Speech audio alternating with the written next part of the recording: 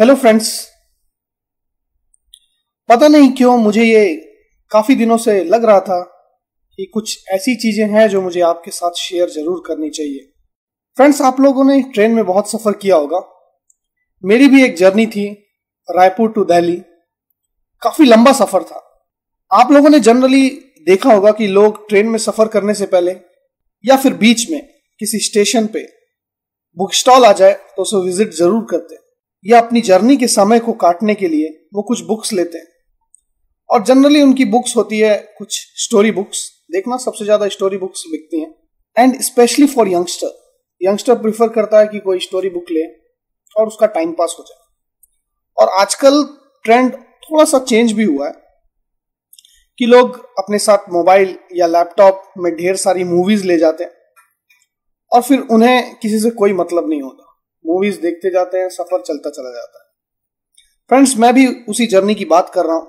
Second AC coach में मेरे सामने वाली सीट में एक हैंडसम बॉय, मोस्ट प्रॉब्ली 21 से 23 साल का होगा।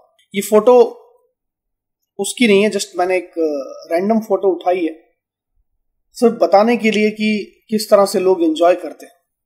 बट उस जर्नी में मैं आपको बताऊं, वो जो लड़का था वो भी इसी तरह लैपटॉप पे मूवी देख रहा था।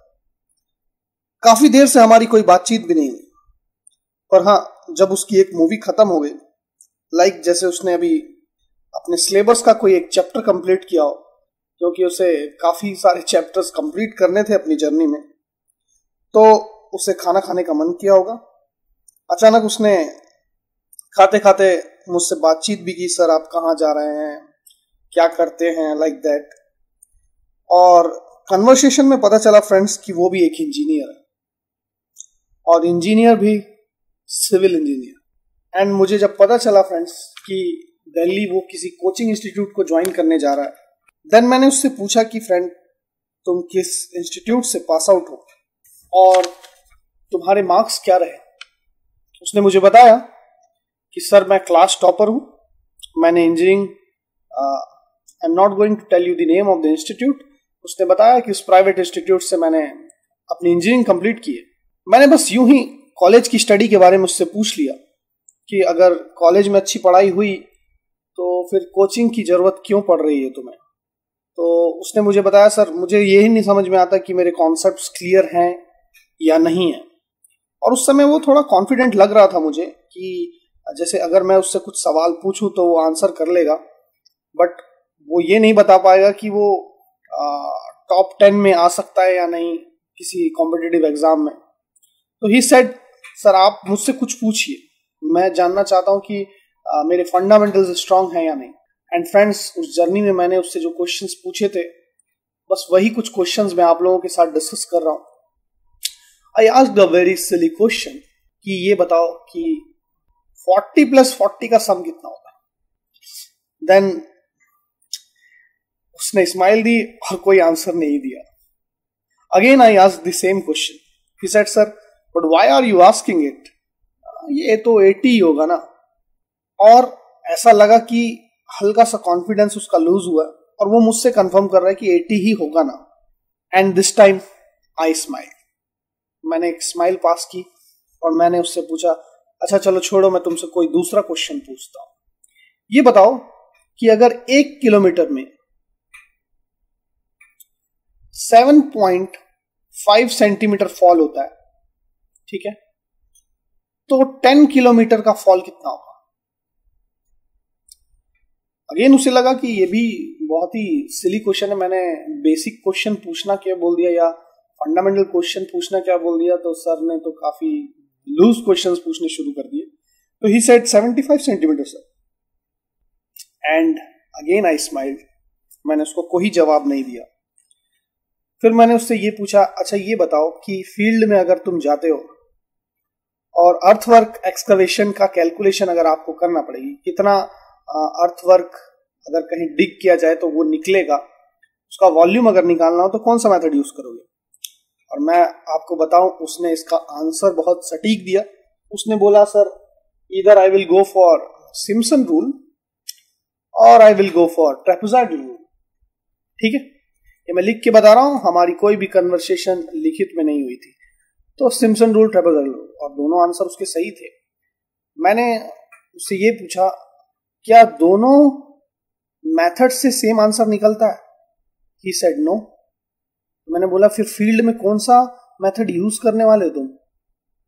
क्लियर है, क्योंकि एज ए सिविल इंजीनियर जब आप फील्ड में जाओगे आपको कैलकुलेशन करनी है और वो कैलकुलेशन बहुत मायने रखती है, बिकॉज एक पर्टिकुलर कैलकुलेशन पे बहुत सारा एस्टिमेट बेस्ड होता है, उसमें एक फाइनेंशियल पार्ट भी इंक्लूडेड होता है। आप जो कैलकुलेशन करके देंगे कहीं ना कहीं उससे एक अमाउंट निकलने वाला है कि उस पर्टिकुलर चीज में कितना खर्चा आने वाला है। तो उसने सिर्फ यही बोला sir I don't have any idea about it. I said okay. Then मैंने उससे ये पूछा ये बताओ तुमने कभी रोलर सपोर्ट पढ़ा है?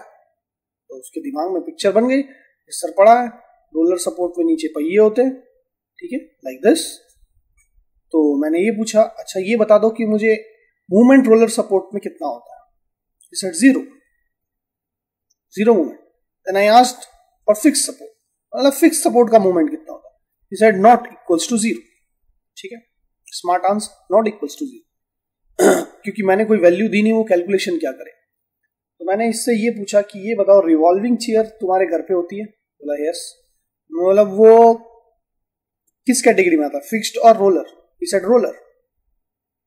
मैंने बोला ओके रोलर सपोर्ट है, तो अगर आप उसको रोटेट करो तो वो रोटेट होगा? He said yes sir.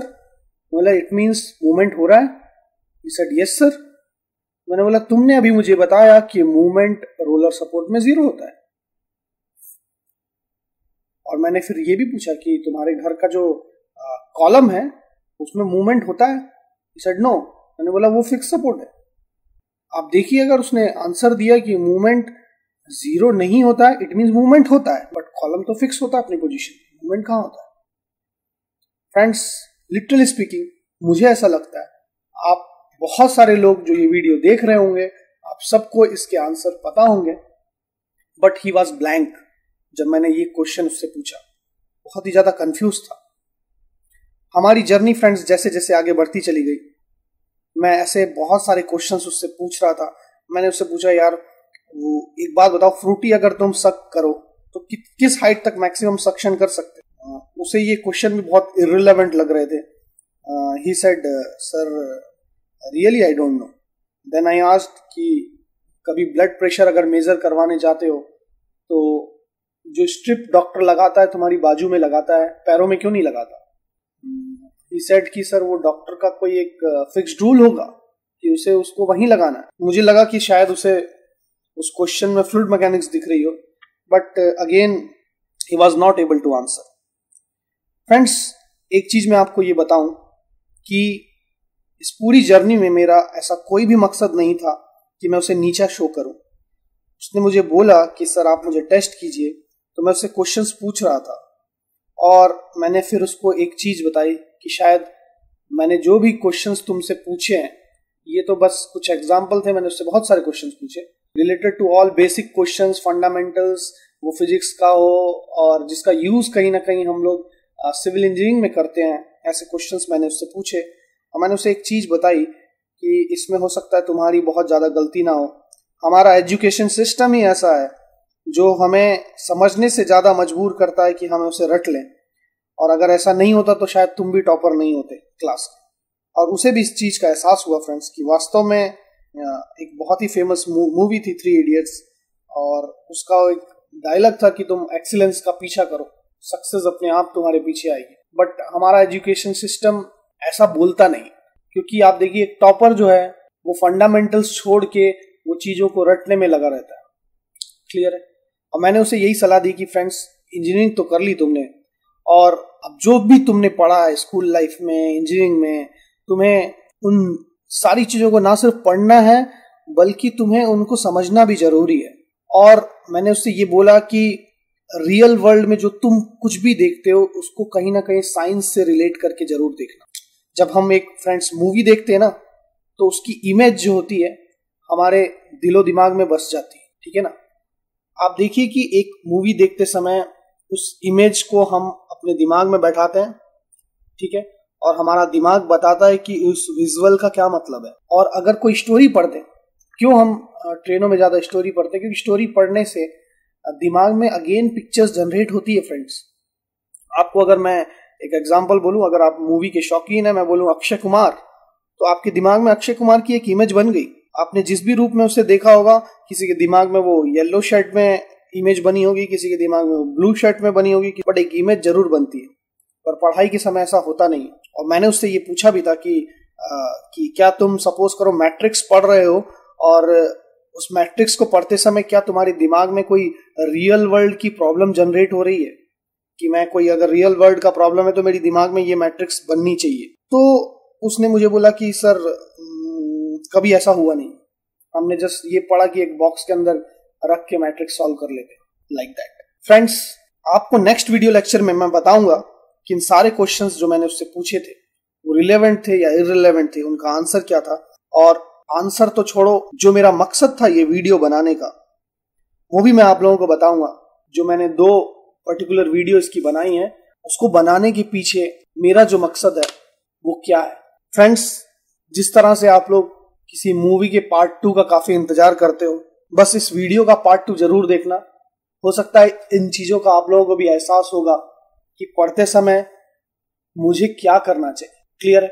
ताकि ना सिर्फ 4 इयर्स बल्कि पूरी लाइफ टाइम अगर उस पर्टिकुलर सेगमेंट से क्वेश्चन पूछ लिया गया तो कम से कम मेरे फंडामेंटल्स स्ट्रांग हो। Thank you very much friends.